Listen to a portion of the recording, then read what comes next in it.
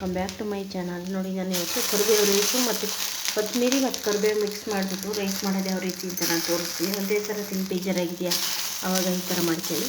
ನೋಡಿ, ಈ ಥರ ಕರಿಬೇವಿನ ಸೊಪ್ಪು ವಾಶ್ ಮಾಡಿಬಿಟ್ಟು ಹಾಕಿದ್ದೀನಿ. ಇದ್ರ ಮೇಲೆ ದೋಸೆ ಮೆಣಸಿಂದು ಮತ್ತು ಒಂದು 3 ಹಸಿಮೆಣಸಿನಕಾಯಿ ಹಾಕಿದ್ದೀನಿ. ಈ ಥರ ಒಂದು 5 ನಿಮಿಷ ಇದು ಹುರಿಬೇಕು. ಕರಿಬೇವು ಸೊಪ್ಪು ಘಮ ಘಮ ಅಂತ ಸ್ಮೆಲ್ ಬರುತ್ತೆ. ನೋಡಿ, ಈ ಥರ ಚೆನ್ನಾಗಿರುತ್ತೆ. ನಮ್ಮ ಮಕ್ಕಳು ಲಂಚ್ ಬಾಕ್ಸಿಗೆ ಆಫೀಸ್ಗೆ ಹೋಗೋದಿದ್ದರೆ ಎಲ್ಲ ಚೆನ್ನಾಗಿ ಟೇಸ್ಟ್ ಬರುತ್ತೆ ಇದು ರೈಸು.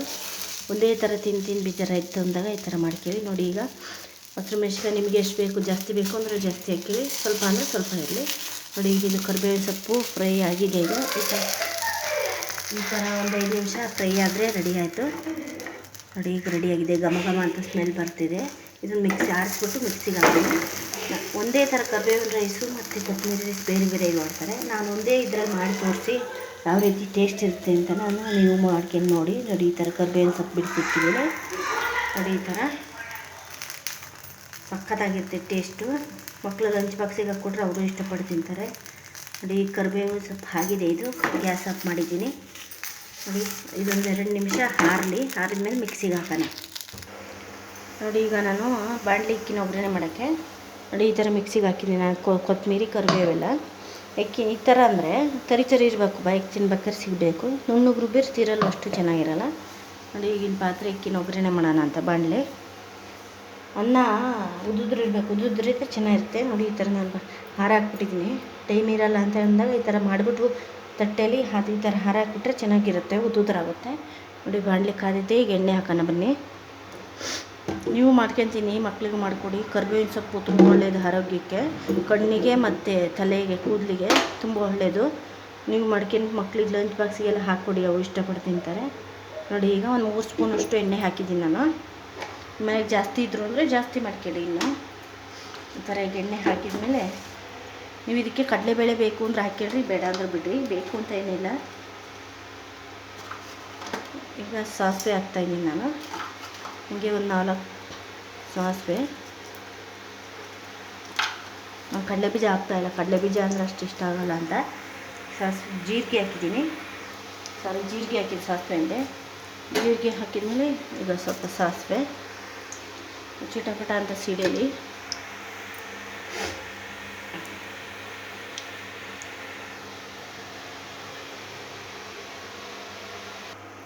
ನೋಡಿ, ಈಗ ಎಣ್ಣೆ ಕಾದಿದೆ.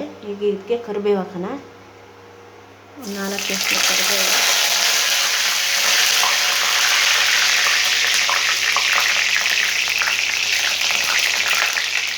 ಕರಿಬೇವು ಹಾಕಿದ್ಮೇಲೆ ಈರುಳ್ಳಿ ಹಾಕೊಳ್ಳುತ್ತೆ. 2 ಈರುಳ್ಳಿ ಇಟ್ಟಿದ್ದೀನಿ ನಾನು. 2 ಈರುಳ್ಳಿ ಹಾಕಿದ್ದೀನಿ. ನಿಮಗೆ ಜಾಸ್ತಿ ಬೇಕು ಅಂದರೆ ಇನ್ನೂ ಜಾಸ್ತಿ ಹಾಕೊಳ್ಳಿ ಈರುಳ್ಳಿ. ಕಡಲೆಬೀಜ, ಕಡಲೆಬೇಳೆ ಈ ಥರದ್ದು ಏನಾದ್ರು ನಿಮಗೆ ಬೇಕು ಅಂದರೆ ನೀವು ಹಾಕ್ಕೊಳ್ಳಿ.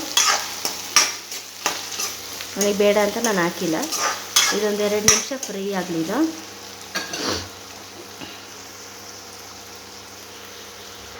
ನೋಡಿ, ನಾವಾಗಲೇ ಒಂದು 3 ಹಸಿಮೆಣಸಿನಕಾಯಿ ಕರಿಬೇವಿನ ಸೊಪ್ಪಿನ ಜೊತೆಗೆ ಎಣ್ಣೆಗೆ ಹುರಿದ್ಬಿಟ್ಟು ಮಿಕ್ಸಿಗೆ ಹಾಕಿದ್ದೀವಿ.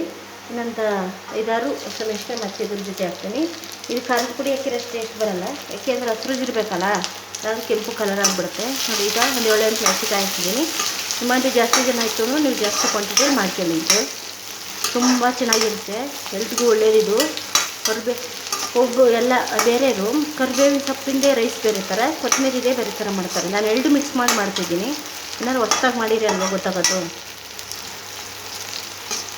ನೋಡಿ, ಸಖತ್ತಾಗಿರುತ್ತೆ. ನಾವೆಲ್ಲ ಒಂದ್ಸಲ ಮಾಡ್ಕೊತೀನಿ. ಅದರಿಂದ ನಿಮಗೂ ತೋರಿಸಿರಿ, ಮಾಡ್ಕೊಂಡು ತಿನ್ಬೋದಲ್ವಾ. ಲಂಚ್ ಬಾಕ್ಸಿಗೆ ಮಕ್ಕಳಿಗೆ, ಸ್ಕೂಲ್ಗೆ, ಆಫೀಸ್ಗೆ ಕೊಂಡ್ಕರ್ ಬಾಕ್ಸಿಗೆಲ್ಲ ಚೆನ್ನಾಗಿರುತ್ತೆ ಅಂತ ಹೇಳ್ಬಿಟ್ಟು ವೀಡಿಯೋ ಮಾಡಿ ಹಾಕ್ತಾಯಿದ್ದೀನಿ. ನೋಡಿ, ಇನ್ನೊಂದು 2 ನಿಮಿಷ ಫ್ರೈ ಆಗಲಿದು. ನೋಡಿ, ಈಗ ಇದೆಲ್ಲ ಫ್ರೈ ಆಗಿದೆ, ಈರುಳ್ಳಿ ಎಲ್ಲ. ಈಗ ಇದಕ್ಕೇನು ಮಾಡೋಣ ಅಂದರೆ ಮಸಾಲೆ ರುಬ್ಬಿದ್ವಲ್ಲ ನಾವು, ಕೊತ್ತಂಬರಿ ಮಸಾಲೆ ಇಲ್ಲ, ಕೊತ್ತಂಬರಿ ಕರಿಬೇವು ಮತ್ತು ಹಸಿಮೆಣಸಿನಕಾಯಿ ಅದು ಹಾಕೊಂಡಿದ್ವಲ್ಲ. ಈಗ ಜಾಸ್ತಿ ಈ ಥರ ಮಿಕ್ಸ್ ಮಾಡೋಣ.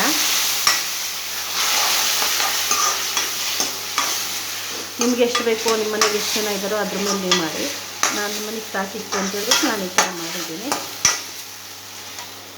ನೋಡಿ, ಎಷ್ಟು ಚೆನ್ನಾಗಿ ಕಲರ್ಫುಲ್ಲಾಗಿ ಗ್ರೀನ್ ಆಗಿ ಕಾಣ್ತಾ ಇದೆ. ಇದೊಂದು 2 ನಿಮಿಷ ಎಣ್ಣೆಲಿ ಮಾಡಲಿ. ಇದು ರುಬ್ಬಾಕಿದ್ವಲ್ಲ ಅದರಿಂದ ಇದೊಂದು 2 ನಿಮಿಷ ಇದು ಎಣ್ಣೆಯಲ್ಲಿ ಸ್ವಲ್ಪ ಮಾಡಬೇಕಿದೆ. ಅದಕ್ಕೆ ನೀರು ಹಾಕೋದೇನು ಅವಶ್ಯಕತೆ ಇಲ್ಲ. ನನಗೂ ಸ್ವಲ್ಪ ಮಿಕ್ಸಿ ಜಾರಿಗೆ ನೀರು ಹಾಕಿ ಮಾಡಿದ್ದೀನಿ.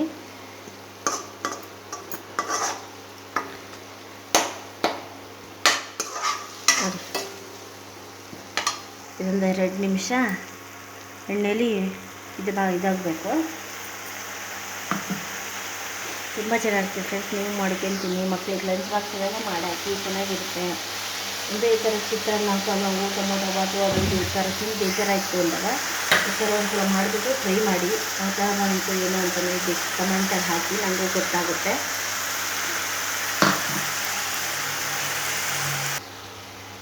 ಅದು ಈ ಥರ ಆಗಿದೆ ಈಗ ಗೊಜ್ಜಿದು. ತುಂಬ ಚೆನ್ನಾಗಿರುತ್ತೆ ಟೇಸ್ಟು ರೈಸು.